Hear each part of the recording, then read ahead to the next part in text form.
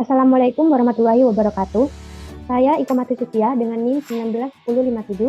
Kali ini akan menganalisis bagaimana rasio penilaian atau market measure di PT XL Axiata Tbk. Nah, seperti yang telah diketahui, PT XL Axiata ini merupakan sebuah perusahaan operator telekomunikasi seluler di Indonesia yang mulai beroperasi pada tanggal 8 Oktober 1996 dan mulai IPO di Bursa Efek sejak 29 September 2005. Nah, jika kita memposisikan diri sebagai seorang investor yang ingin berinvestasi di PT XL Axiata ini, tentunya kita harus menilai risiko dan prospek perusahaan di masa depan.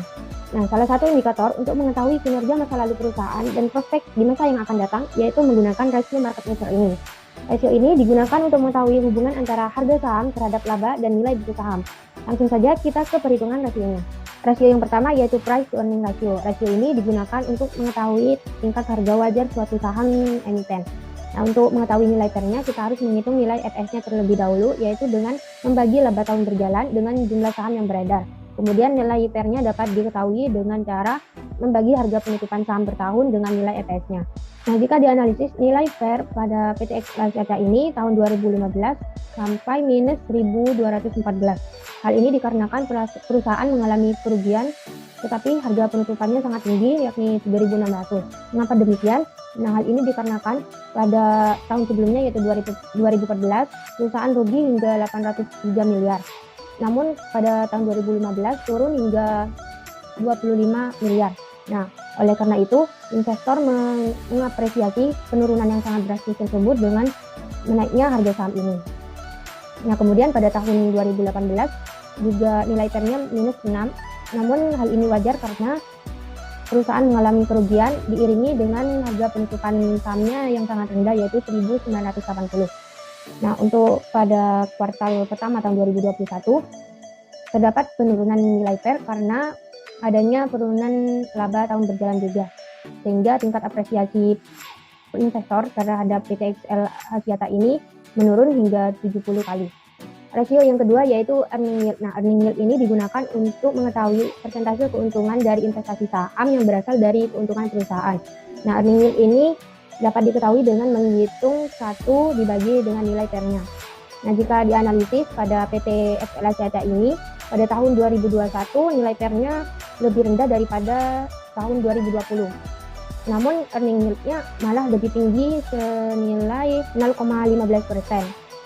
Nah, hal ini berarti bahwa meskipun ada penurunan apresiasi nilai PER-nya, tetapi ternyata investor dapat memperoleh keuntungan yang lebih tinggi daripada tahun 2020 pada kuartal pertama tahun 2021 ini.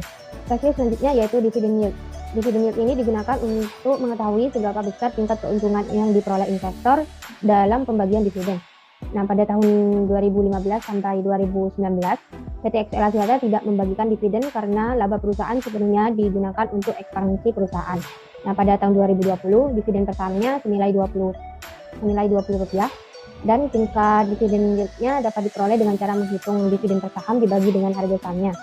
Sehingga pada tahun 2020, investor memperoleh keuntungan dari dividen yield ini senilai 0,73%. Rasio selanjutnya yaitu dividen payout ratio. Nah, dividen payout ratio ini digunakan untuk mengetahui tingkat persentase laba perusahaan yang dibagikan kepada pemegang saham sebagai dividen. Nah, pada tahun 2020, PT XL Axiata membagikan dividen 20 per saham, sehingga tingkat DPR-nya diketahui dengan membagi dividen per saham dengan EPS dan diketahui senilai 57,14%. Selanjutnya yaitu ada price to book value atau PBV. Nah, digunakan untuk melihat seberapa besar kelipatan dari nilai pasar saham perusahaan dengan nilai bukunya. Cara penghitungannya yaitu kita harus mengetahui book value terlebih dahulu, yaitu dengan cara membagi ekuitas dengan jumlah saham yang beredar. Kemudian nilai PBV-nya dapat diketahui dengan membagi harga penutupan saham per tahun dengan book value-nya. Nah, jika dianalisis pada PT XL Axiata ini pada tahun 2018, book value-nya paling kecil, yang berarti harga sahamnya paling rendah pada tahun 2018. Kemudian pada tahun 2020, harga sahamnya mengalami penurunan dari tahun 2019, namun tingkat PBV-nya masih mendekati 2 kali lipat dari kekayaan bersihnya, yaitu sekitar 1,52 kali lipat. Nah, kesimpulannya untuk menganalisa harga suatu saham, apakah harganya under value atau over value, nah kita tidak bisa hanya mengandalkan perhitungan rasio dari perusahaannya saja. Tetapi sebagai investor yang bijak, kita juga harus membandingkan rasio perusahaan tadi dengan rasio rata-rata perusahaan di industri yang sama, agar kita dapat mengambil keputusan apakah harganya undervalue atau overvalue. Nah, itu saja penjelasan dari saya. Kurang lebihnya mohon maaf. Wassalamualaikum warahmatullahi wabarakatuh.